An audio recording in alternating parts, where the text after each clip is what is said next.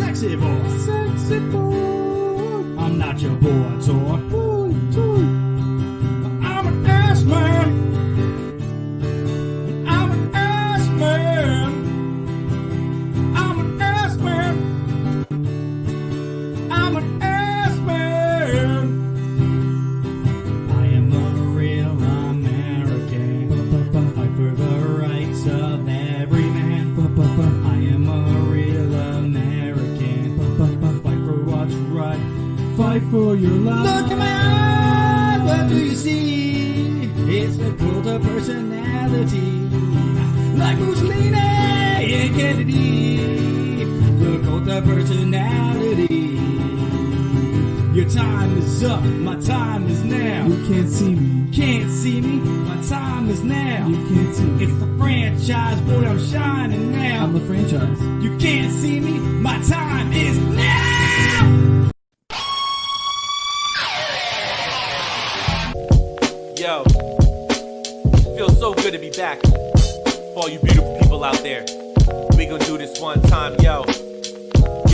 It's been a minute, but we back up in the spot again, flowing through the feed, and we appreciate you logging in. We are the Rant Foundation, the pink and the black, we're bringing it back. So when you put your faith in the mask, it's all facts, you should join the conversation. From all elite to where wrestling is entertainment, it's every week, all new, no repeats, with a crew you should meet. Let me introduce you on the beat, now take a knee, he's the leader of the family, the king of talk style, but you can call him Anthony. Ain't nothing sweeter than a demon diva through your speakers, she got that ladywood, the one and only Issa, and batting third, everybody's favorite nerd with no rhythm, it's Phil, but you can call him Philium. Now sit back and enjoy the feel, cause we're the only ones left keeping wrestling real.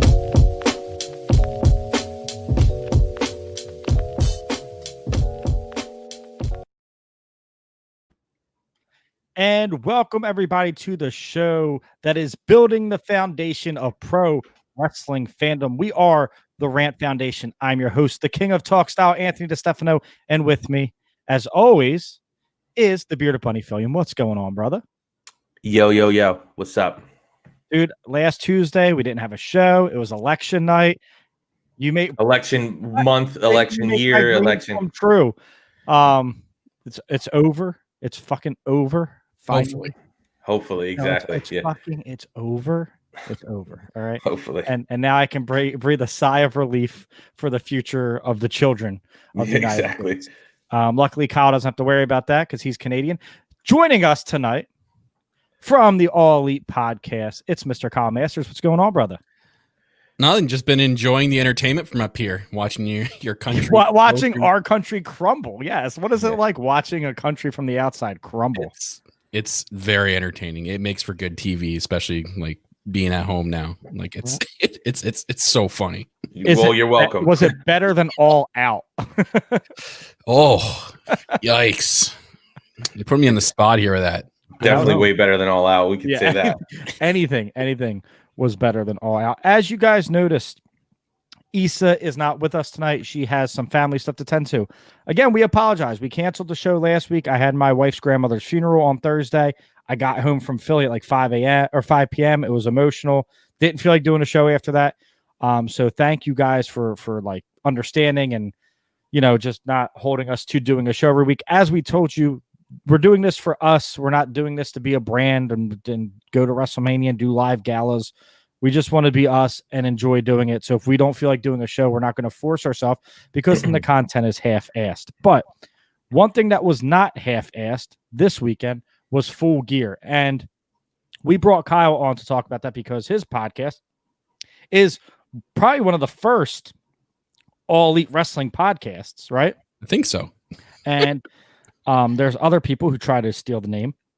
Yeah. We discussed on your show. Jobbers. Yeah. With like 2 YouTube views. Yeah. So shout out to them. Good for them. Maybe mentioning them. Good for you guys. But so you were one of the first. So obviously you cover AEW. You did your review show. It's going to be very similar, but we're going to put a little twist on it because now you're talking to Phil and I, and we might have different opinions. So let's start it off with Full Gear happened Saturday night. I absolutely love the pay-per-view.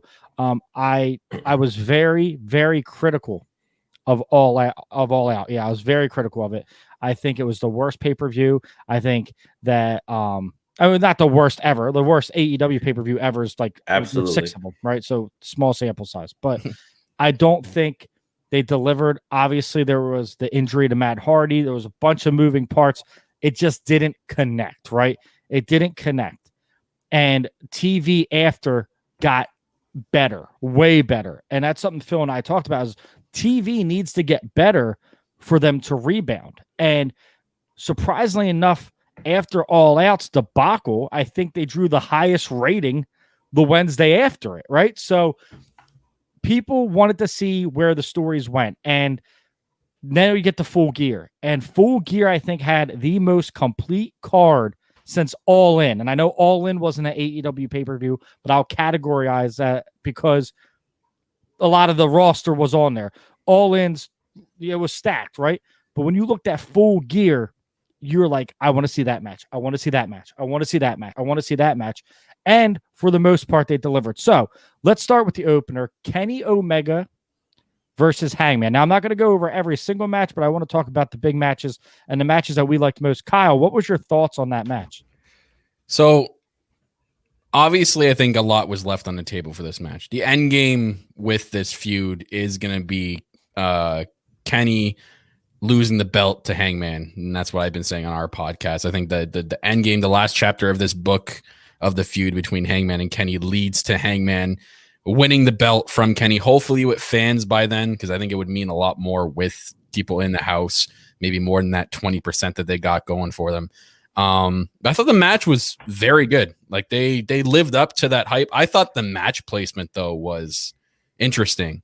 I probably wouldn't have opened up with that match. I think it also opening with that match, it affected how the rest of the pay-per-view went flow wise. Cause I know I probably wasn't the only one in saying this by like halfway through, maybe near the third quarter of the pay-per-view, starting to fall asleep a little bit. Like I was tired. I was feeling like that you're feeling that sense of tiredness from like when you're watching WrestleMania and you're at the 4 out of 18 hour mark of WrestleMania. Yeah, it felt like Ring of Honor Super Month or whatever, the Super Show. Yeah, that the one WrestleMania weekend in NOLA where I sat in a chair from like 2 p.m. to like 2 a.m. Everyone's on Bourbon Street drinking. I'm like, can we just get to the fucking Marty Scurll match, please? Jesus Christ. Hey, come on. I was on Bourbon Street drinking at that time. Yeah, so, yeah I didn't get out till like 3 a.m. Fucking. Oh, I was toast. I'll never forget that because I'm texting you because I didn't go. And I was like, the best NXT takeover of all time. And you're like, there's still 4 matches. I'm like, dude, there's still like, and then we thought there was 4 matches left, and then fucking Cheeseburger comes out and does a 15-minute program with Dudley. And I'm like, I don't care. The fuck, man? Like, give me Cody versus Kenny and give me the Marty Scurll title match. That's the only reason I'm here. Yep.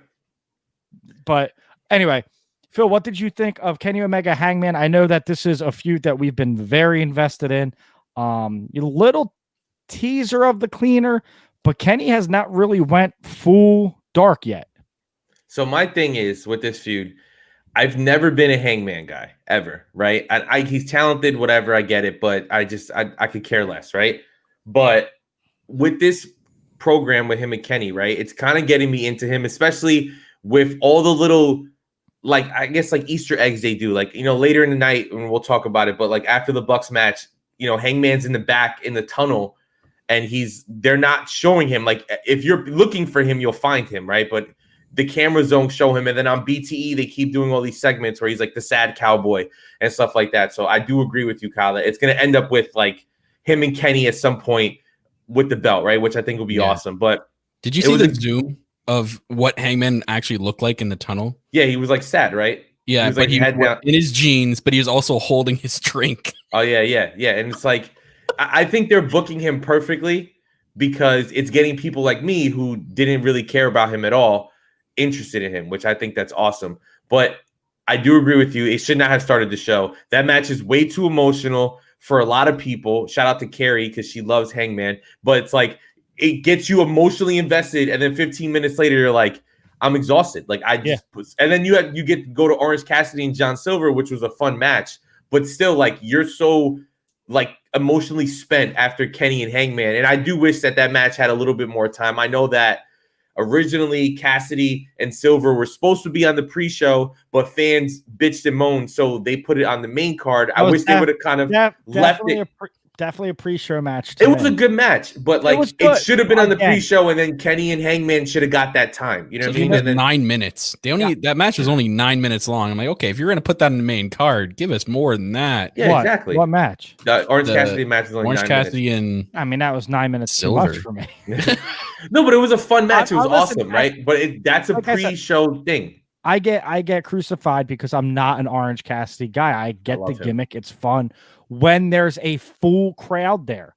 When there's not a full crowd there, I don't care. Like I think he's good. I think he's talented. You know what? I'm kind of with you with that. I think since COVID started, they've used him way too much. They've overused him. They should be using him in spots like the parking lot brawl where he pops out of the trunk. Like that should be the spots you use him, and then maybe throw him in a match like once a month. I don't need to see Orange Cassidy 5 times a month because of the pay-per-view now. See, I think it was more that match was more of like a John Silver coming out party. Like no, that's, he's all. I mean, and you know what I mean? I think that's why it made it up to. But who? Well, Orange. Well, the Dark Order always loses. That's Why? like their thing. But why? Because Brody Lee only wins. You want me to believe that the Dark Order Even though is a threat, lost. but they lose. They're like a jokey thing without Brody Lee, and he's gone right now. So like the only people he's injured. Oh, did he get hurt? Yeah, he got hurt in the dog collar match. He said bring out Eric Rowan. He did AEW unrestricted, and he said the dog collar that they used was very stiff, and he hurt his neck. It's not like bad, but they probably wrote him off TV. But the only people in the Dark Order who don't lose are him and Anna Jay. Everybody else are like flunkies, so like they lose all the time. And Grayson and Evil Uno don't lose either, but. I think 10 was actually originally supposed to join the Nightmare family before. Really? Yeah. I read somewhere that he was supposed to. That was his original thing. And then they're like, now we'll stick you in the Dark Order. What is Cody doing with that? He's like, oh, Austin Gunn and Billy, you're 62. Come join. Well, yeah, I think. What a heart. He's a worse scout than the fucking 76ers. Like, I like Austin Gunn. You don't like Austin Gunn? I like Austin Gunn. You know, I said to my buddy the best during the pay-per-view. I'm like, Nightmare family, just go full mafia at this point. You had Arn out there looking like Tony Soprano with his freaking track suit and we call that the South Philly special. You go to South Philly, that's the suit that everyone wears. It's fucking. He had a gold chain too. Adidas pants, gold chains, fucking some white Air Maxes. You're set. Just go full mafia. Forget about it. Just the Nightmare family full mafia. I feel like they're going, and I don't watch a lot of New Japan. I mean, when Kenny was there, I tried to watch as much as I could, but even though he blocked you at the time. Yeah, he did block me at the time. But you know, the Mark days, bro. I was a Mark fan. And then he turned into the Mark Slayer. Yeah, I don't know. Yeah, that was a fun 6 months. And then that turned into Bad Take Philly, but now here we are. Yeah, here we are. And but in the gymnasium. I feel like AEW is doing didn't New Japan, wasn't everybody in the group? Because I feel like in this company, if you're not in a group, you're not on TV. Everyone's in a faction. Because now, like, there's FTW, there's the Inner Circle, there's the Nightmare Family, there's the Dark Order. Hardy Party. It's like the Elite. Oh yeah, Hardy Party, the Elite. The Elite. And whatever Sean Spears is about to start. The poor women can't even get on TV, let alone in a group. The make a shot badge. Yeah. That's an NBA 2K reference where Phil gets so pissed off because it's all about badges. There's a Twitch group, which is like Miro, Kip, Penelope, Leva, Brandon Cutler. It's just, there is a lot of factions. But so I think the Kenny match delivered. I think it was amazing. Now, I didn't think it was a little bit shorter than we liked, which we said, it was only like 15 minutes, but again, long-term storytelling, it sets up the story. Hangman, there's times I thought he was going to get out of the one-winged angel that nobody's ever kicked out of, right? I thought last one, I thought he was going to kick out. I was like, are they really going to do this? But that will be the crowning moment, mark my words, is when Kenny is champ, Hangman challenges him. Hangman will be the first person to kick out of the one-winged angel and build his star even brighter. Because Okada never did that? No. Okada never kicked out? Okay. No one's ever kicked out. Or Okada would like roll out of the ring or something would happen. He never kicked out though. But I think that's where we're headed. I think Hangman, I wasn't sold on Hangman at first, right? I when AEW first started, I said the guy has the look, right? He looks like $1 million. He looks like a star. His promos weren't connecting. He looked a little green when it came to promos. And then you look at him across from a veteran like Jericho, Jericho's eating him up, right? Because Jericho's one of the greatest to ever do it. His political views suck, but he's one of the greatest to ever do it. Oh right? God. So you see him there and you're like, okay, this guy's not ready yet. So that's why I agreed. You put the belt on Jericho when you first start a company because it's fucking Chris Jericho, right? Everybody knows him. My mom knows who Chris Jericho is because he's like shit. He's everywhere. You know what I mean?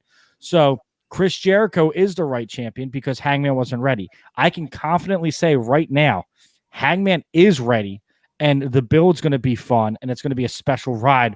Once Kenny takes the belt off Moxley, and I love Mox, but I think that time has come. I thought it should have happened with MJF.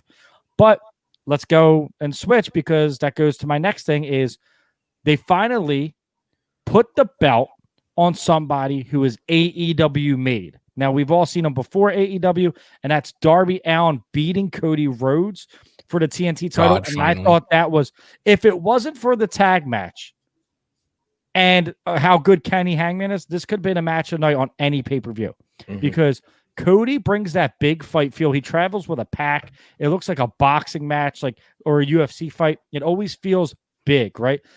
Darby Allin shows up and just takes a beating like no other, but always bounces back, and it's that underdog story. Phil, what did you think about that? We've seen Darby Allin before he was signing AEW.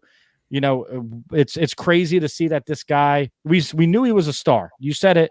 I wish I had tape from old Rant with Ants, right? You said, I saw this guy, Darby Allin. He's a star.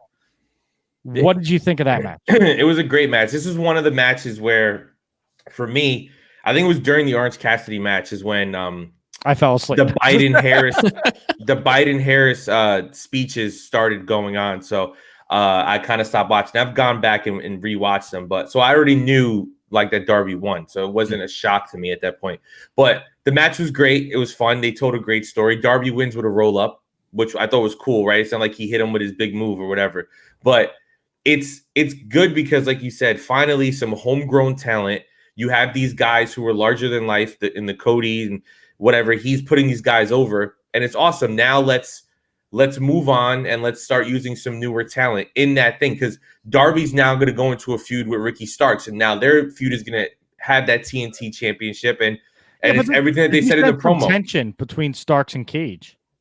Yeah, and I'm sure that's where.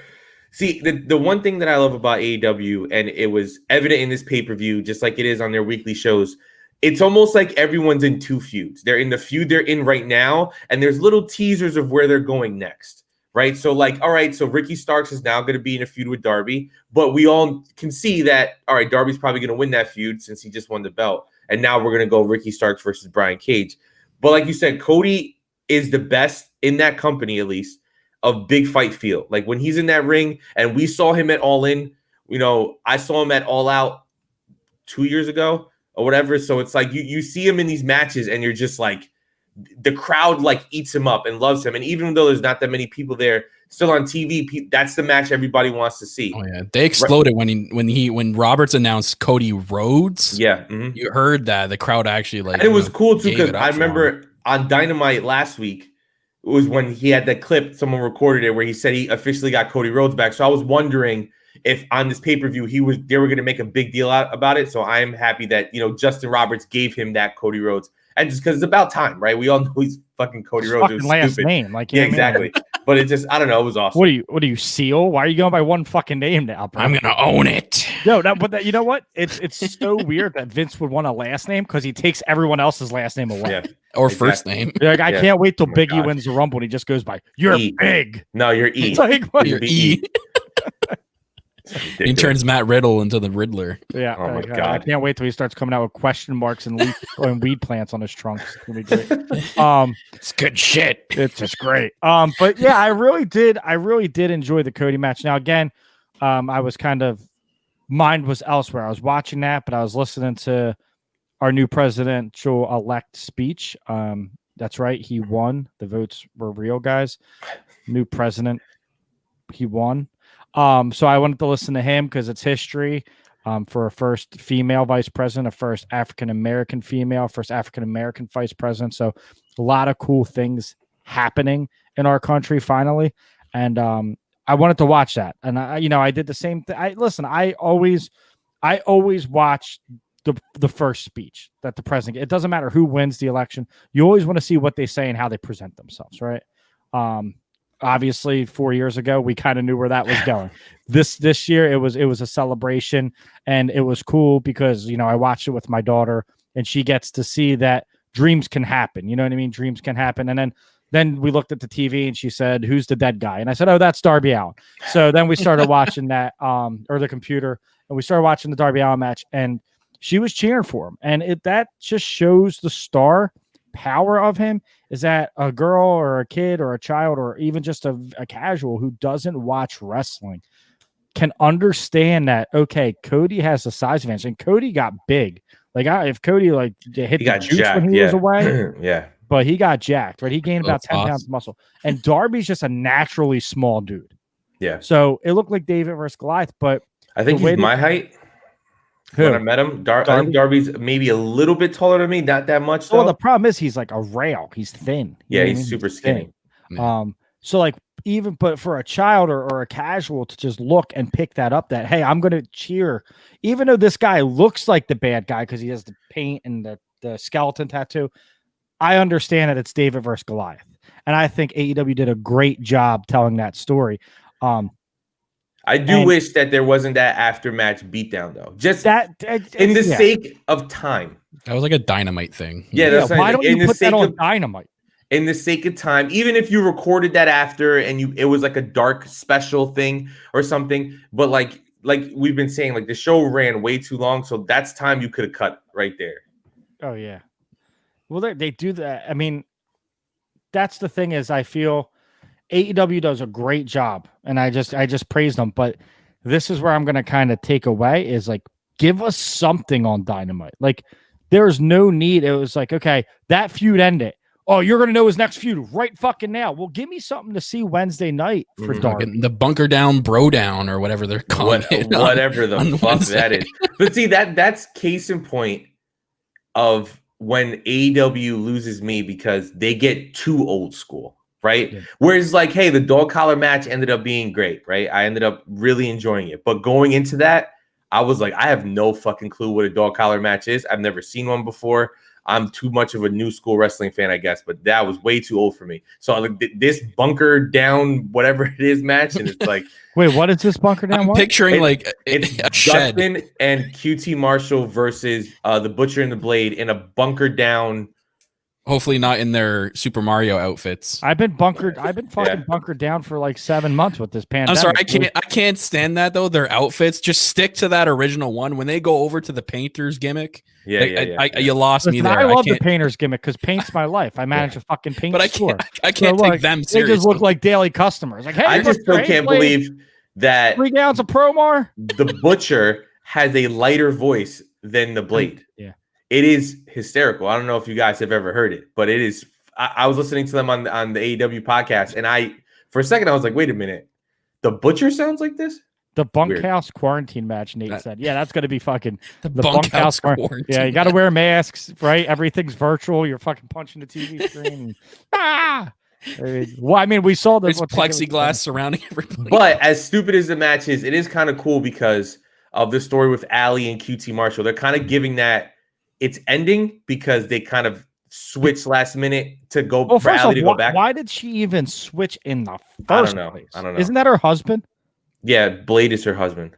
Yeah, it's awkward. I remember watching them way back in the day when they were in the Indies. They were Braxton Sutter. Yeah. No, he was Pepper Parks. Sorry, Pepper Parks originally when he was doing indie days, because I was seeing a House of Hardcore show up here, and she was Cherry Bomb, and he had a shirt, I kid you not, that said sex, weights, and protein shakes. That's hysterical. Amazing. And he's jacked out of his mind too, so it makes sense. But and then he was Braxton whatever in TNA, right? Yeah, Braxton Sutter in TNA. That's where I was getting that from. Okay. Yo, Ed, what's going on, brother? I think that again, the old school feels cool. as we alluded to, is like not everyone needs to be in a faction. Not everyone needs a manager. Like you don't need to bring out I kind of hope the Vicky Nyla Rose thing ends, right? Because it's like I don't I care. hope that's what we saw. I hope that slap was like the beginning I of just the don't. end. But I don't care. I don't care about it. And that women's match, I love Sheet. I think she's great. Nyla Rose had her time, but again, it's just like we're just rotating through the same people because it comes back to what we talked about on your show, Kyle, and what Phil and I say every week. You're not building any women's talent. Like, well, you're not building anybody outside of the title match. And like, all right, so Nyla Rose lost. So in all, whatever, she's not getting another shot. But who's next?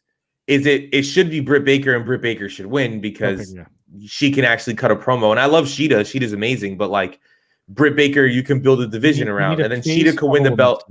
Yeah, and you need someone who could do the interviews and all that stuff. Like I've been saying since it launched, but I think that thing is it's the same thing we say about Asuka, right? All the talent in the world in the ring, but how are you going to? You got to market them, right? Which is fine if you have other women, but AEW is still a new company, so you need to build up the women. You need to build up like 15 women all at once. So it's like you give it to Britt Baker. Now, in regards to the Nyla Rose thing, I hope that this stuff with her and Vicky is a storyline which leads to Vicky finding someone else. There was no one else in the first Mercedes place. Guerrero.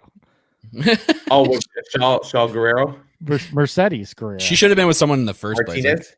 place. I don't mind Vicky as a manager. This was a little throwback, Phil. Remember when we called Sasha Banks? Oh, yeah. Guerrero, so bad we called her Mercedes Guerrero. Yeah. Sasha, that was funny. But no, like I agree. Vicky is a great manager, but Nyla doesn't need her. She should be with someone who like actually needs her. Nyla's good on her own, and Nyla can cut promos. Like she's good. She's chilling. There's a lot of girls. Like there's a ton of girls who are on Dark. With Tenora Conte? With Tay Conte, she's probably going to join the Dark Order, which is fucking everything I've ever wanted in my life. Her and AJ together. Dude, but still, that's someone we talk about this. They're on Dark. They're on Dynamite this she's week. Good, and she's also good. And it's funny because it's like she has TV experience. You see her small fish, big pond in WWE, and then she goes to a smaller pond, and she looks like a star. Yep. Mm-hmm. And I think that has a lot to do with. But see, you have all these women, and like my biggest issue is, and even when Tony Khan did the preview for Full Gear on their podcast, he mentioned Penelope Ford, and it's like, so why isn't she fucking wrestling anymore? She's just a manager again, which is like she can do both. Like I want to see more of Penelope Ford. Maybe put Penelope in that feud with Nyla, even though I don't want Vicky being her manager, but just something for fun. Like we should have every week. There should be at least 2 women's segments, if not 2 women's matches. We don't need 15 tag matches a week. They are missing one crucial woman who was looking like she's getting built up to be a top star, and she probably is still considered a top star. And that's Riho. Yeah. But Riho has the same problem though. She has the language barrier. Yeah, you know what I'm saying. And like Riho's awesome, but as a new company, you have to do media. But not just media, but like these are all new characters. So like you need to do something to get me interested in them, right? Where all right, Riho's gonna have to have a lot of backstage promos and to get me hype and to get me, wanting her to win. Plus, if Riho comes back, you have to put the belt on the heel because Sheeta's a babyface. But I mean, they could always turn her, but I feel like the company needs more babyface women than they need heel women. And you look at the way that, back to Full Gear, the NWA title match got more press than the women's match. It was better though. Well, those women are great. Like Allison Kay and Serena are awesome, but it's like, and then you have Thunder Rosa coming out for that. They're gonna throw all kinds of money at Thunder Rosa as soon as her contract's done. I think it is done. Isn't it? From what Billy Corgan tweeted out, he said she's signed to next year. Okay, Allison Kay was the one that was done. Yeah. Okay. They'll probably sign her, and then as soon as Thunder Rosa's ready to go, they're gonna throw all the money at her and be like, "Hey, as soon as you sign that contract, we're making you women's champion by the next pay-per-view." It's like you think they're going to throw money at people, and then they don't. They don't, right? Yeah. Like I big argument with Deonna Purrazzo. Why didn't you throw money at her? She said on a podcast, "I'm doing this so I can sign with All Elite Wrestling," and you didn't offer her a contract, so she signed with Impact. Yep. But the cool thing is that we haven't brought up yet is having Don Callis there to do the commentary for Kenny and Hangman. Does this open a door for one of the best divisions in the world in wrestling, which is that Impact Wrestling women's division. So like, does that get Deanna in AEW maybe for a one-off like Thunder Rosa had or whatever? You know what I'm saying? Do we get Sue Young? Do we get Jordan Grace? These are women that are awesome. Taya Valkyrie are great performers. Maybe we start to see them filter in and out. That's great, but are we still running into the problem that we're still not building a division that way? That's true. Now you're relying on Impact building their division, and then they come over and it looks like amateur hour over at your end. You know what I mean? Yeah, you're right. The market's small for them to sign anybody. I want Deanna versus Britt. I want Jordan versus, Sheeta. I want those matches, right? But at the same time, it's like you can't rely on just someone bringing their division over. Like, yeah, your tag team division's great, and I know that not only do you have Don Callis, now you have Gallows and Anderson that can bridge the gap as well. Mm-hmm. And, I'm sure they're going to want to work and the FTR North or work the Bucks, and I'm sure it's going to happen, right? EC3, Moose, all these people are going to come over. But when in terms of a women's division, it's like they're going to come over and they're going to make you look silly. Mm-hmm. And that's the problem. That's why if you have, like, for example, this week you have Tay Conti versus Red Velvet, who I think Red Velvet has a ton of from your mama's kitchen. Yeah. Listen, I know the gimmick's stupid, but I think she's pretty good. I like watching her matches on Dark. But it's like that's a separate story away from the title while you're still building Britt Baker. You can start, maybe Tay Conti is your next big baby face because a lot of people like her. She got a lot of love after the match with Nyla. So she's so good in the ring. Like she's judo, great in the ring. Her and judo just compliments so she good. Has charisma. And when she was in NXT, she was always one of my favorites. There was those group of girls that were in the first Mae Young Classic. She has that it factor. You want to look at her. Right, and because she has all this charisma that just jumps off the screen, so you want to look at her. Well, yeah, she's hot, right? But you want to look at her anyway, yeah. So. But it's I follow on Instagram. I know. The same thing with Anna Jay, right? Like they have something that makes you want to pay attention. They have characters, so it's like you need to start using them more, especially between now and Double or Nothing. You need to build your next like group of people. And so let's go from one division now to another division which doesn't need any help. Mm-hmm. That's the tag team division, right? Mm-hmm. They have thousands of tag teams. Oh, yeah. I don't for real. Like you can name 10 legit tag teams on their roster, which is crazy to think. Not counting the people who not as we're recording this, there's like 4 teams that just debuted on Dark. Yeah, TNT versus Dynamite versus the Blues Brothers, whatever. But they have so much talent, right? And I know what people are going to say. Oh, the Young Bucks, there they go, crowning themselves champion. It's the story. It's been a year and a half. It's been I think it's been enough time. They could have done that right off the bat. They are one of the greatest tag teams in the world, like it or not. They're one of the greatest tag teams in the history of wrestling, like it or not. And they did it all without WWE. The dream match we all said we wanted was the guys who flipped and super kicked versus the guys who didn't. And we got that, and it delivered. Like honestly, they flipped. Exactly, yeah. But it just reminded me of why I love pro wrestling, and I haven't had a feeling like that in so fucking long. That when I watched that match, I was smiling because I'm like, this is why I still tune in. Like this is what it's for. And the cool thing about it is, we always see it with the men's matches, right? Oh, here's these 2 guys and they're going to go out there and they steal the show, right? Recently with WWE, we've seen it with a lot of the women's matches, right? With Becky and Charlotte and Ronda and Sasha and Bayley, all that stuff. But we haven't seen this with tag teams, right? A match like this of this caliber, probably since the Revival versus American Alpha or Revival versus DIY when they were in NXT, and then whatever the Bucks were doing in Ring of Honor with like the Briscoes and DIY finisher. Which no, I know, but that's what I'm saying. Like this match was like this is like a moment in time for tag team wrestling. Of like these are the 2 best teams in the world. Everyone's been saying it for years, and they will pull out every tag team finisher to try to beat each other. And then the beautiful storytelling of, like you said, Kyle. The FTR does a flip, which ends up losing them the match, which keeps the story going. So yes, I understand it's the Young Bucks company and them winning. It looks kind of shifty, but this feud is going to keep going, and that's what makes it so much fun. Why does it look shifty? Because people are annoying. Yeah, but that's why. if I'm building a company and the Young Bucks are in my company, they're gonna fucking win a tag title. If I have Cody Rhodes at my dispense, he's gonna be a mid card champion. If I have they John can build Moxley, other people. he's gonna be a heavyweight. Like, it's not like it doesn't make sense. And they have been building other people. Like one of their first big matches, they lost to Private Party. Private Party are Young Bucks have lost all the top matches they've ever had since the beginning of AEW up until now. Exactly. They lost every tournament they were in. They lost the big match against Kenny and Hangman. Like they haven't been on top since till this point. So I don't know what people are complaining about. It spices things up, right? We had FTR were champs for a while, and now they'll do the chase, and I'm sure they'll win the belts back, and then maybe we'll get a third, fourth match out of this. It makes it a lot of fun. Plus, a lot of the heel tag teams, like for my preference, Proud and Powerful with Santana and Ortiz, maybe they get a title shot now because they were heels. They didn't get one before. Butcher and Blade. Like, there's a lot of cool stuff. Penta and Phoenix. Yep, if they don't kill each other on Wednesday. Oh, God. I know. I mean, are we heading towards a Phoenix face turn, I'm guessing?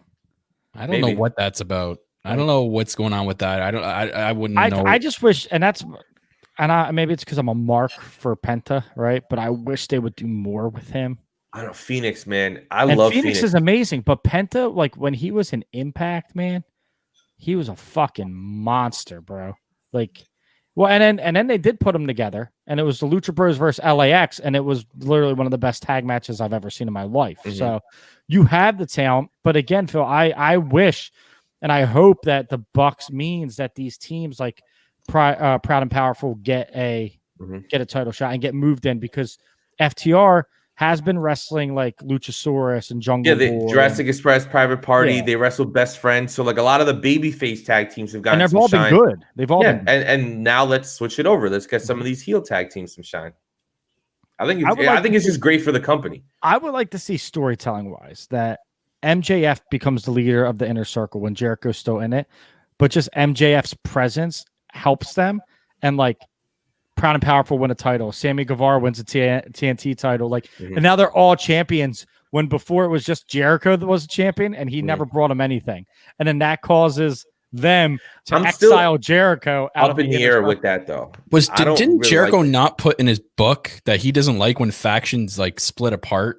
Yeah. He likes when a faction stays together and it always stays together. He also said in many interviews that MJF was actually supposed to be in the Inner Circle, and he said no, and he wanted Sammy instead because MJF didn't need it. That's where like this storyline doesn't really make sense to me, because I feel like the money part of the storyline is eventually Wardlow turning on MJF, because Wardlow is joining.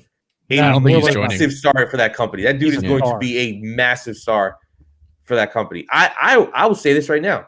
He's going to be the Goldberg for that company. I said it. I was going to say Brock Lesnar.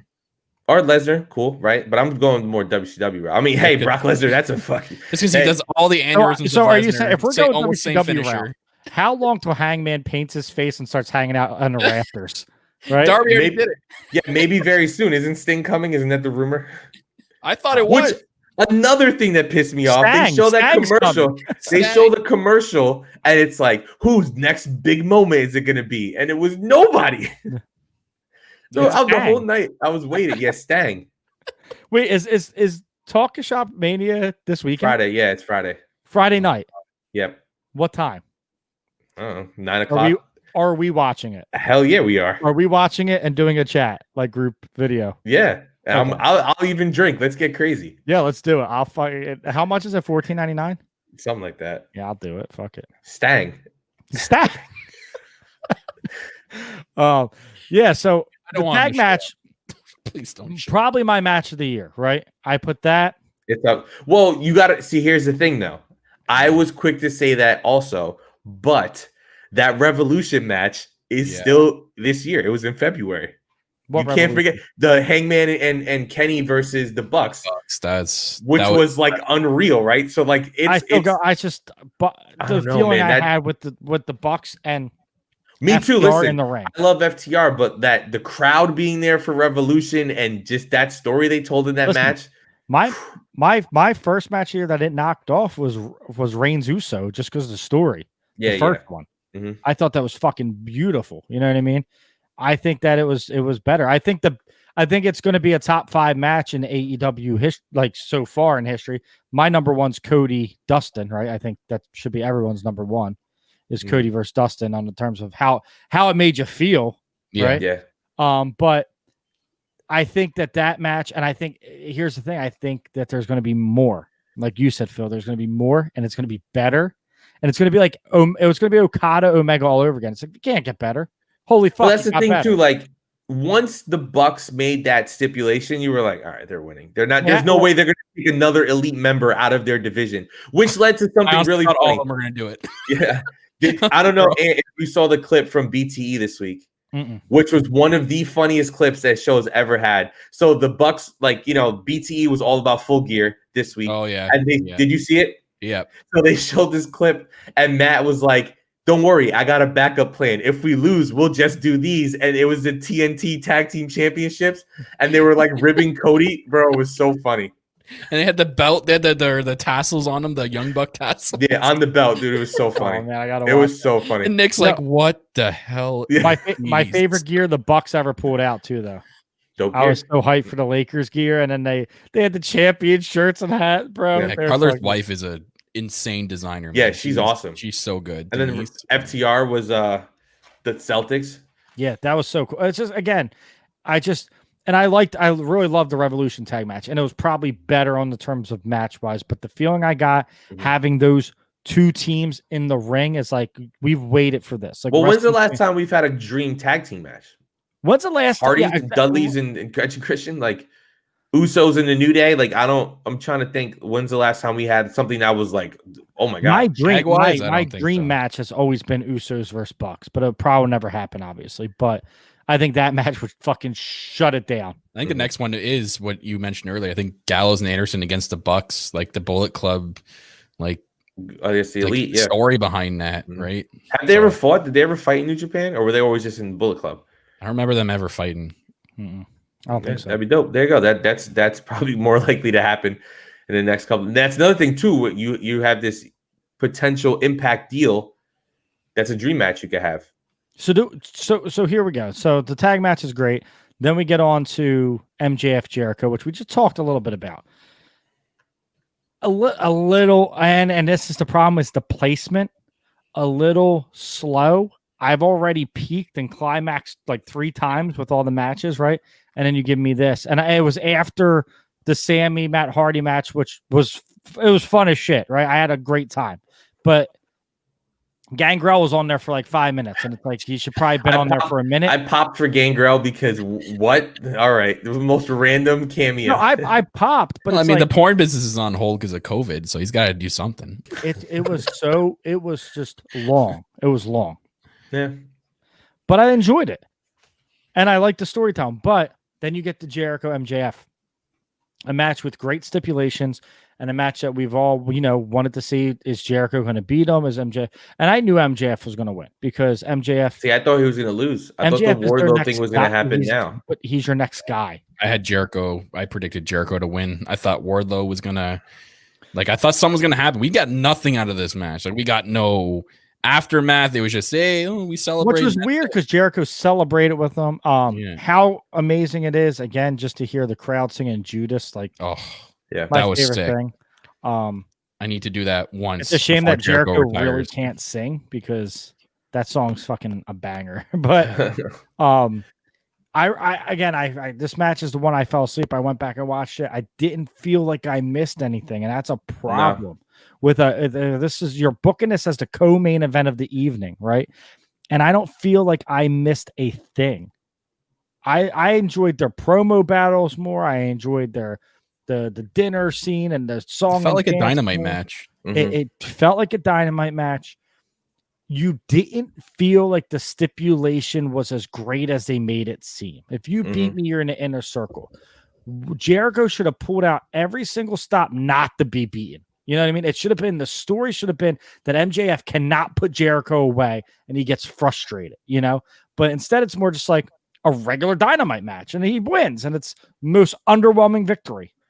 I think the story should have been everything you said, and somehow Wardlow by mistake cost them the match. Yeah. They go off into their feud, and then the inner circle go to do something else with another group of people.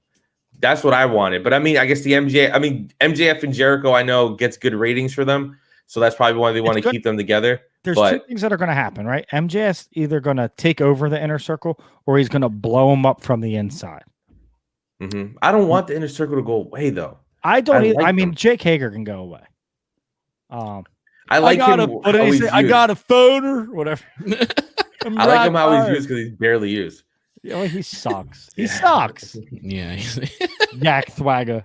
Man, Yak Thwagger. Get the fuck out of here, bro. Wardlow will look so much better in that group. Yeah. You know what I mean? Yeah, As the enforcer. And I know that Jack Thwagger is like a really fucking badass dude, right? He just won another MMA fight. But you're just, I just fucking saying. He's got really people. Like no. Go find Zeb Coulter and go do some fucking don't tread on me bullshit. He's not really good on the mic. He's not believable with anything. But he should be because he's actually an ass kicker, right? But then he gets on the mic and you're like, yeah, I don't believe you. Yeah, even though the proof's out there, you're like, yeah, I still don't believe that guy. Like, it's crazy. And then we get to the main event, and the main event is Mox versus Eddie Kingston, and like I said beforehand, right? Actually, the Green Power Ranger. Yeah, Eddie Kingston comes out looking like my over 30 men's basketball league, right? He has a green fucking, and it's tucked in, and he looks ready to. He's ready. He's got jump shot 38 with a Kobe Bryant base and fucking all of his offensive badges. He's ready to go, right? He comes to play pickup basketball against John Moxley. But for real, I love Eddie Kingston. Like, I wanted Eddie Kingston to beat Mox, and I'm a Mox guy, but Eddie Kingston's been down the road, and like watching his struggle and watching what he stands for is amazing. So I want him to win, but then he comes out. I'm like, that's not victory gear, bro. Yo, like, I said the same thing. I wanted him to win. Him and Kevin Owens in a match, you think that they're about to start dribbling. No, but you figure the champion of your company has to kind of look like a champion. And I understand they're the alternative and all that stuff, but like you put the belt on Darby looks like a champion. And it's not just because he's skinny, it's because there's just something about his look that's unique. Eddie Kingston should have came out in jeans and his shirt. It should have been more of like a John Cena style. Feel. Yeah, exactly. Like just and understand the gear. Like we like in honor of like a Japanese wrestler, and I get it. And if anybody in the chat remembers what he said, write it in there. But it wasn't main event. I'm gonna be the champion gear, which already you were like, all right, he's clearly gonna lose. But I do wish they would have kind of pulled the trigger, gave it to him short term, had Moxley win it back in a few weeks or whatever. Just something cool to do. But I mean, it was a decent match. This is the match that I fell asleep in because I'm getting kind of tired of Mox doing every match is a like no DQ match where it's like he's done a lot of those lately. Exactly. And it's like I get it. Oh, so Carrie just texted me. It was a Tracy Smothers, or right, that's his name? Yeah, Tracy Smothers tribute. I don't know. That's the guy who just died. Yeah, I mean, I get it, and that's cool, right? But I just, you come out like it's save it for Dynamite, like save it for something else. Like you're in a main title match in an I Quit match. People that don't know Eddie Kingston, and I know of him. I like him. I'm already a fan of him. If they tune into this not knowing who he is, and he comes out, and you're like, "The fuck is that guy wearing?" Well, aesthetically, think about it. It's the main event, right? You saw MJF, Wardlow. You saw Darby. You saw Cody. FTR, the Bucks. Cody. You see these people. You're like, these are pro wrestlers. These are main event guys and girls. You see how great they look, their characters and all that stuff. And then you get to the main event, you're like, who the fuck is that guy? Like, who the hell is Eddie Kingston? He looks like a slob. But he's incredible, right? But it just presentation wise, it was like lacking. Yeah. Well, and then you got Moxley, who doesn't really do like Moxley looks good, but he's wrestling camo fucking army pants. And you're like, okay, like. They're just like trying to out violence each other, and it's like a big fight already. It had a big fight feel through the promo, right? Yeah, and I think the promo built it up awesome. Yep. But when I got to the match though, like, I couldn't take him seriously. I didn't feel the big fight feel when they got to the match. He was yelling, "I'm gonna fuck you up," and I'm like, "You can't say that wearing that. Just not doing anything for me." Yeah, bro. And I get and it sucks too because the feud was so good. The promo, even the one from Dynamite this past week where they were face to face, you're like, these guys are gonna kill each other. I do like the finish where it's like he wouldn't turn around, like you didn't acknowledge, like you give him the finger. Yeah, that was nice little fucking touch to the promo, and here's the thing that Mox and Eddie Kingston can do. They can put a story together. Mhm. So while I think the match was like, okay, hardcore match, Moxley, Kingston, that's what they're known for. You knew it was going to go that route. They did a great job of combining a story together. Now, I don't think the match was as good as I expected, but I can't say it fell flat. I think it's just we're getting too many of these no DQ matches. It's like Especially with Mox. Like, give him a break. Guy's gonna like beat himself into the Not ground. even him. Let Renee Young like enjoy herself. Like, does Renee Young have to Right. watch where like her eyes close every time her husband wrestles? Like, for the love of God, I think she Poor tweeted girl. afterwards, like, "Can I breathe now?" Like, Christ, man, I feel so bad for her. I thought she was gonna get involved. I thought for sure they would have her at ringside, That'd be and cool. like Eddie was gonna like have like a barbed wire lock on him, like right in front of her, and like do it like right in front of her face, just to like drive some emotion into that match. Oh, I was waiting for something like that, but yeah, I know they were couldn't- saying on Busted Open, Bully Ray was saying he thought that they were going to have some type of involvement with Eddie's mother, like maybe a picture or something, just because they mentioned her in the promo.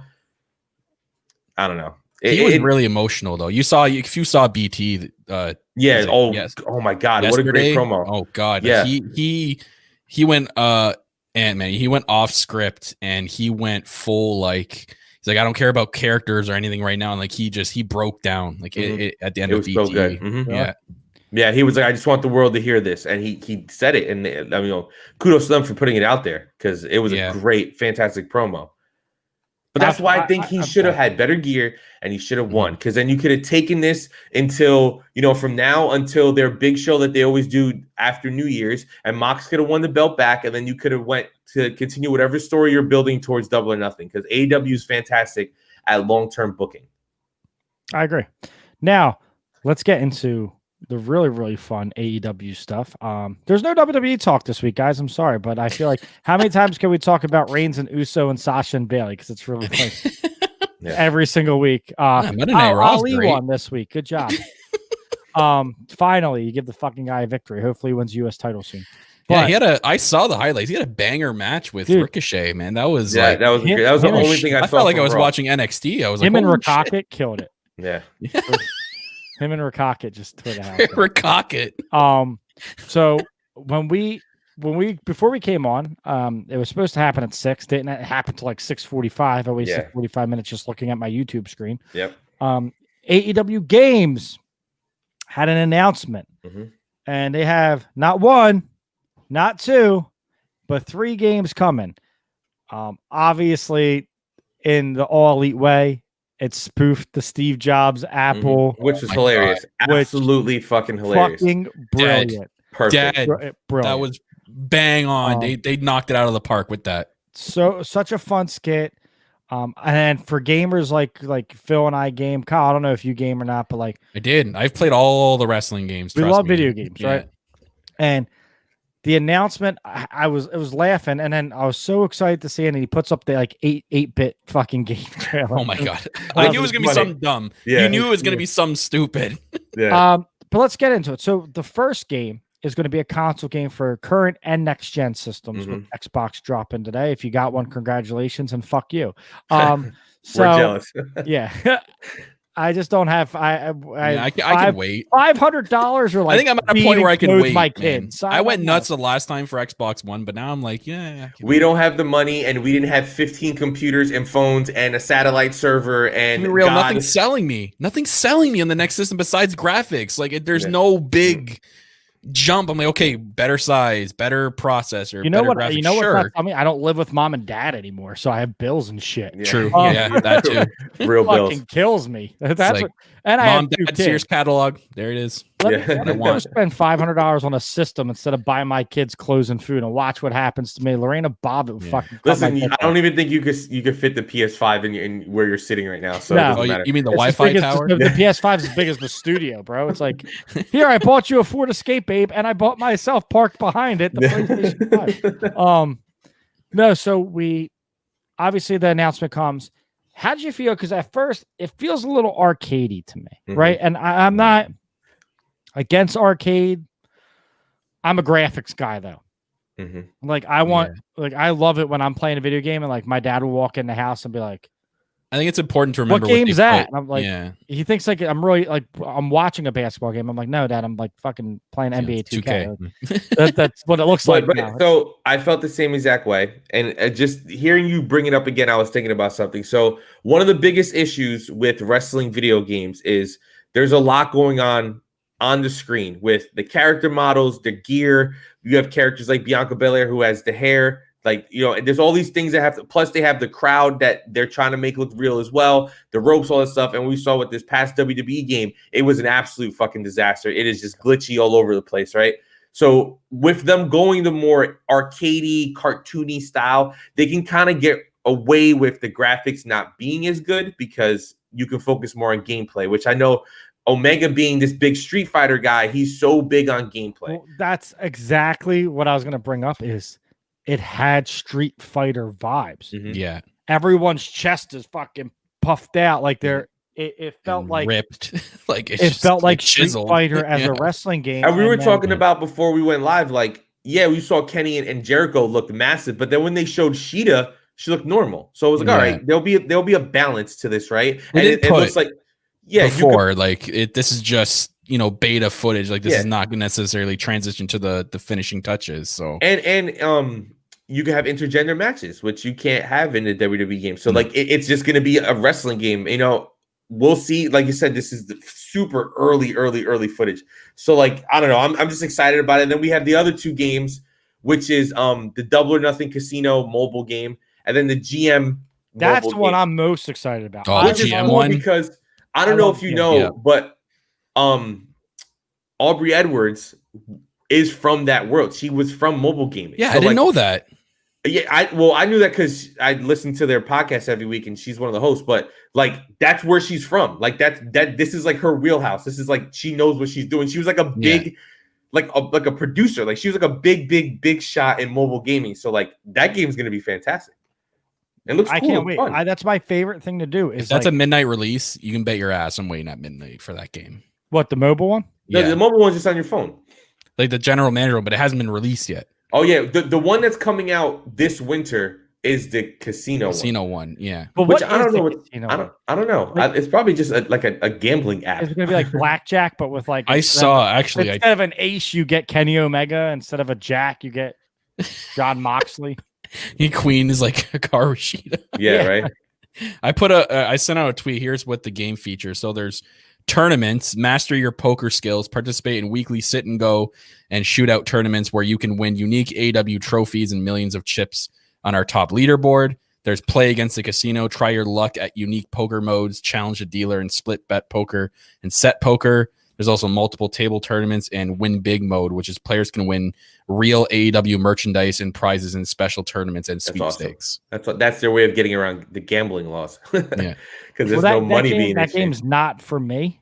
I'm down. I'm playing. I'm I not- like poker. Yeah, I did until I've lost a lot of money on. See, but poker. you're not playing for money. You're playing for like, I- t-shirts, playing for. I don't want to play for a t-shirt. For merch. for I'll merch, spend man. $15 and save my fucking 4 hours. Hey, I'll play because it costs a lot more to get that t-shirt up here to me. Oh, that's true. Yeah, yeah. And pro wrestling teams would be like, "Listen, bro, we'll get it to you within the next 3 years." I don't know. You'll get it in 3 years, and then it will shrink the first time you wash Yeah. it. Mine don't. I've shrink. had What? 2 packages lost on me too. My Cody Two. Rhodes shirt from All In is like a fucking belly button. It looks Well, like those weren't. you know Ezekiel Elliott, Yeah. like the running back, how he wears Mine those don't crop shrink. tops. That's what it looks like, bro. You actually got to All order the premium one. You know that little setting where I know you Yeah. pay like $3 extra You dollars. Yeah, I pay an paid extra the It's soft so $15. worth it. It's Yeah, like- the soft ones, right? Those Yeah. are the ones I get. Maybe that's why you get Yeah. those cardboard ones, bro. I'll pay the extra $4. It looks Those like cardboard like I'm ones. wearing it. and Yeah, it's like the WWE shirts, you could like murder somebody with them. They're so stiff. The worst. I like when I order a WWE shirt. I don't know if it's like an advertisement for Viagra or an actual like. Yeah. shirt. What Yeah. the hell is going on? The worst, bro. Yeah. So I'm the GM game. I'm like all in on the GM Yeah, that game looks so Yeah. awesome.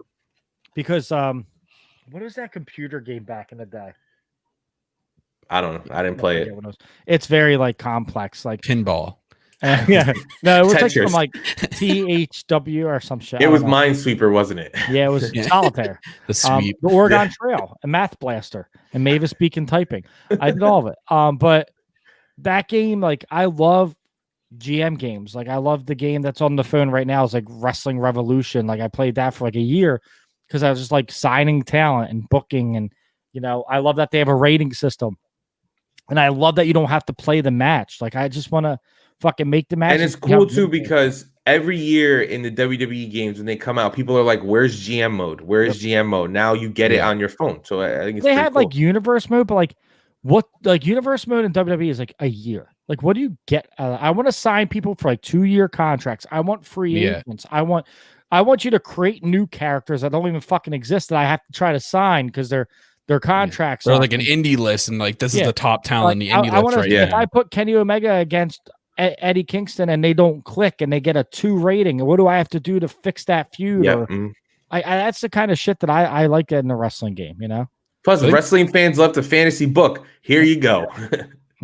And I think the big thing too is that with the console game, our boy Ukes Gaming is coming back into the fold and signed with AEW. And then they also have the director and developer of No Mercy, which is one of the best wrestling games of all time, is helping develop that game as well. So I mean, this game is going to be very good, the console one. And between Kenny being so much involved in the gaming community and Aubrey being from that world, there's really no way it can fail, right? They're going to give us their best shot. And it's like, I'm very excited for this because it's something different. It's just like the company, right? It's an alternative. A lot of people got WWE, including myself this year. We've been getting into 2K games and it's broken or there's things about it we don't like. Now here comes a new game that's going to do things a little bit differently, and let's see where they take it from here. Maybe this inspires WWE to get a little bit more arcadey with their normal games.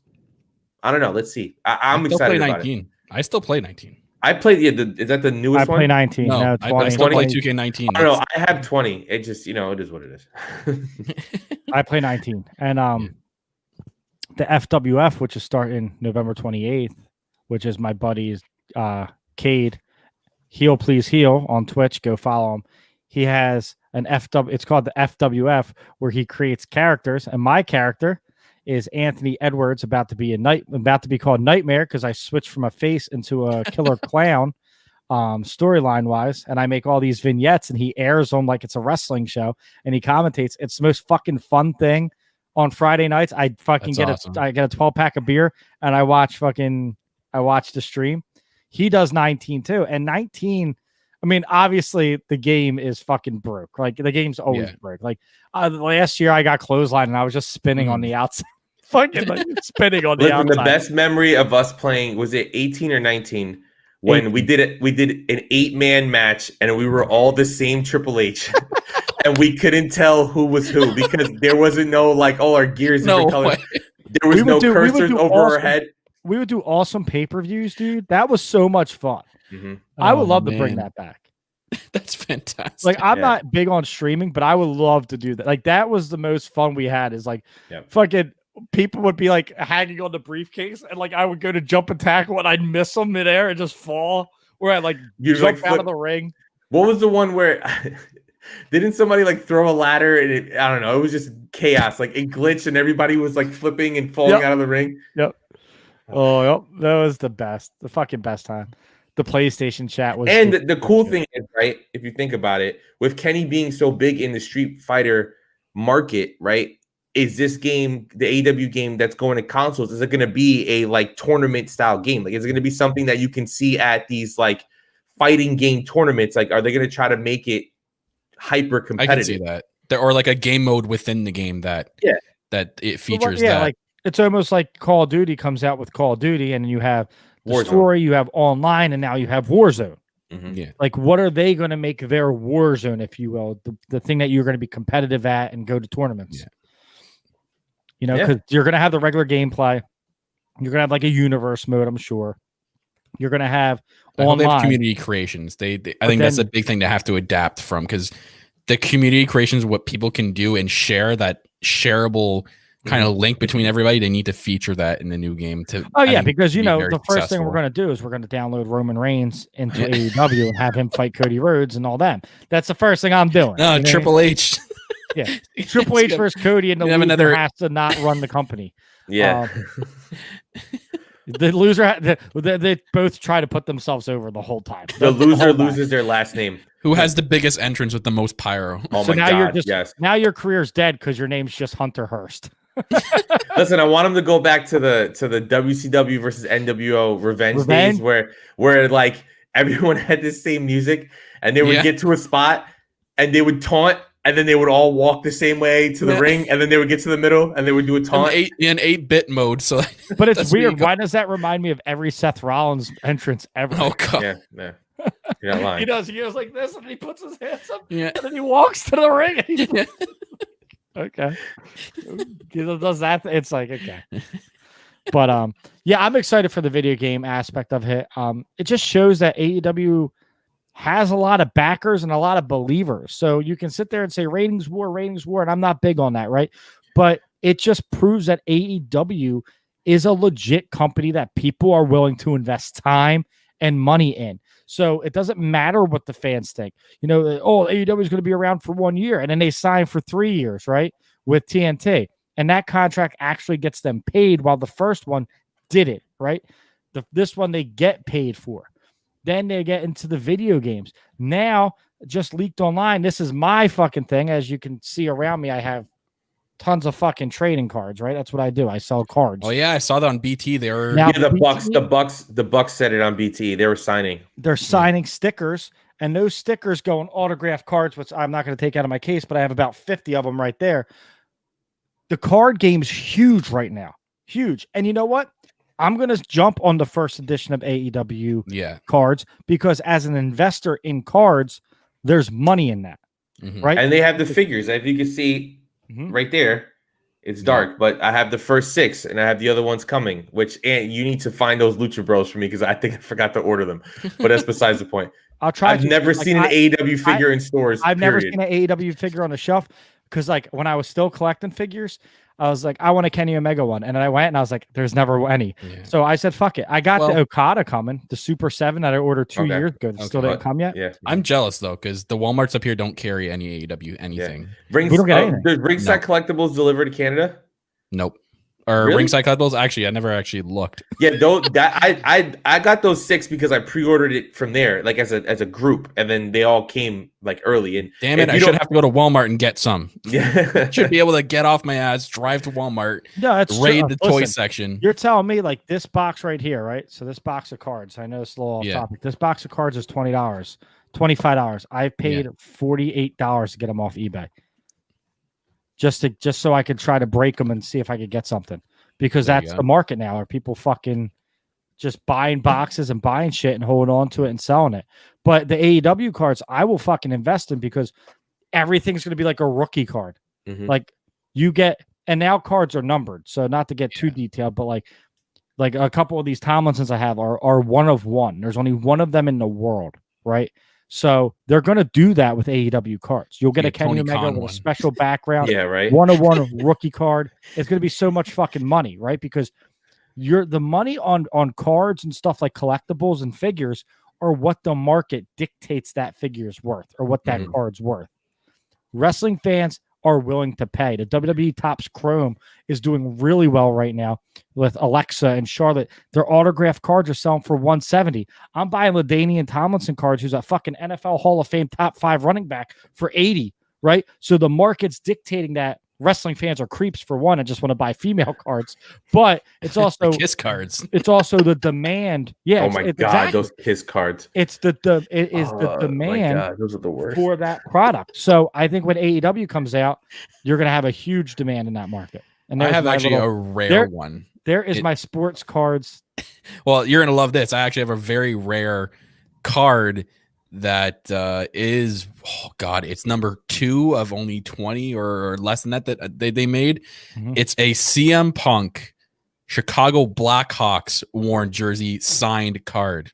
That's awesome. So it has his autograph, like it's not a sticker, it's his physical autograph on the card. On card autographs are way more money. On the card, and it's got the piece of the jersey from a Chicago Blackhawks jersey that he wore. That's awesome. And it's still my rarest card to date. Did I he still quit have it. halfway through signing it, or did he finish? No, it looked good. Was he mad that like he didn't get the main event, the NHL Stanley Cup? His finals card or wasn't what? in the front of the box, so he got pissed off. But I and got quit. it at a card show, and the person had no idea what the value was, and he just God, put that's a even 20. better. He put a $20 sticker on. I'm like, like $20. Yeah, I'm like, But there you here's go. the Thank thing. you. Sleeve. See you later. How long ago was it? When was WrestleMania? It was like a year before WrestleMania in New Orleans that we went. Okay, so that's why it's amazing that the card market has turned that much. That even just like a year ago, I had a personal collection of Carson Wentz. I've flipped that collection. I spent about $1,500 on that collection. I made $5,000 off of it so far, Wow. just because the demand on cards. Like I'm 'Cause selling he's terrible cards. now. That's what you're saying, because he's terrible now. He's as bad as those fucking Sixer jerseys. He's terrible now, but guess what? There's still a demand for his cards because I'm buying them for $15 and I'm flipping them for $115. Yeah, do what you got to do, bro. You know what I mean? So that's right now. I'm investing in Tyler Hero, and then I don't know if I'm flipping him or not because he's like my favorite basketball player. So we'll see. But Carson Wentz is my favorite football player. But the only thing I collect really is Tomlinson. I'm attached to that, right? His value can't go up or down unless, God forbid, he passes away. Like Kobe's cards are. Kobe's anything, bro. No, well, I wanted to buy a Kobe. You card. go on As NBA.com to get a Kobe jersey. It's like $500. Like, all right, bro. As a collector, I want a signed Kobe card, right? I want to have a signed Kobe card. I collect cards. Kobe's my second favorite basketball player. $4,000. I'm like, I can't fucking swing that.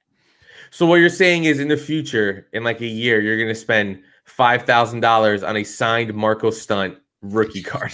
Hell yeah. No, there's still players that don't. And it's going to be smaller than all the other cards. They don't get a lot of money. No, but like a Kenny Omega one, don't be surprised if that sells over 150. No. Did you see Christopher Daniels on BD? He's like, oh my God. He's like saying sorry to the camera. He's like, I botched on some of these signatures. So if it looks like I just went like crazy, that's an actual signature. Oh, see, that pisses me off. Yeah. That would piss me as a collector. Well, they're signing like hundreds, right? Yeah. Or whatever it is. And like his signature got like worse. He showed it to the camera. It got worse as it went down. There's a Daniel Tomlinson card that I wanted so bad because it was 1 of 1 and it was only $80, which is very cheap for a 1 of 1. But it looked like fucking he like stroked out halfway through. I was like, what the fuck? I can't buy that autograph. Looks like shit, and it's on a 1 of 1. Is that actually him? Yeah, like exactly. I got 35 fucking cards where his signature is beautiful, and the one that I want that's 1 of 1, he looks like he was trying to draw a stick figure halfway through his name. This is me on the football. It's like, fuck, what the hell happened, bro? Did you have an itch and you're like, fuck, shit? Yeah, like, whatever, leave it. Yeah. It's like when you're trying to cut something out and It's you're too like, late. slip it, you're like, fuck it. I just cut the first letter of their name out. But anyway, enough with the TED Talk. Thank you guys so much for joining us. We hope you enjoyed the crossover. There'll be more, and we're going to get the girls on, and we'll do another super show. And I think we're going to do one where it's not even going to be all about wrestling. We'll just fucking crack open some drinks and bullshit and have fun and have our own talk talking shop. Yeah, because I think that's the most fun. Wade, we love you, buddy. I can't wait till this shit's over so we can actually hang out again. We miss you. And thank you guys for supporting again the Patreon. I'm sorry, like it's been fucking hell at work. I released a This Is Me episode that I did by myself like 2 years ago as your Throwback Tuesday. Next Tuesday, we'll be answering your questions when Issa's back. So please type in questions. And then I'm going to bring This Is Me back where I'm going to interview other content creators about their journey. And that will be a Patreon exclusive. So that will be happening. So again, thank you guys for like supporting us, but also thank you for understanding that during this time, it's very hard to create content. Especially during a pandemic and stuff like that. We would love to be hanging out and doing hangouts and going to wrestling shows with you. And that's what the community was built on.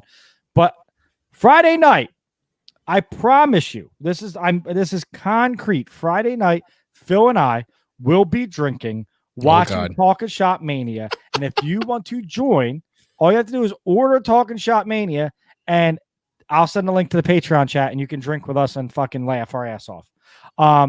Kyle, thank you so much for joining us. Again, it's always a pleasure. Thank you for letting me steal the table at WrestleMania. Phil will tell you Anthony and McMahon's do not mix very well. So I'm sorry. He's not lying. It's always a good time, but I just remember we started an Allison chant. Yeah, For the I bar. was there. I just remember that there. I got there at 10 o'clock in the morning and you were already drunk. So, I mean, and we stayed there till doors opened at 7. That was because Yeah. it's bad, right? This bartender works in New York near the busiest stadium. And I walk in and she goes, "Oh, hey, Aunt." Yeah. And we only see her once a year, but she knows who we are. Well, she knows who Ann is.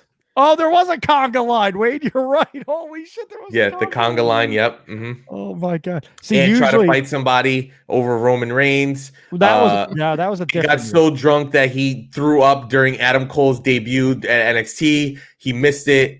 He got so drunk the first time he met Issa face to face, he doesn't remember it.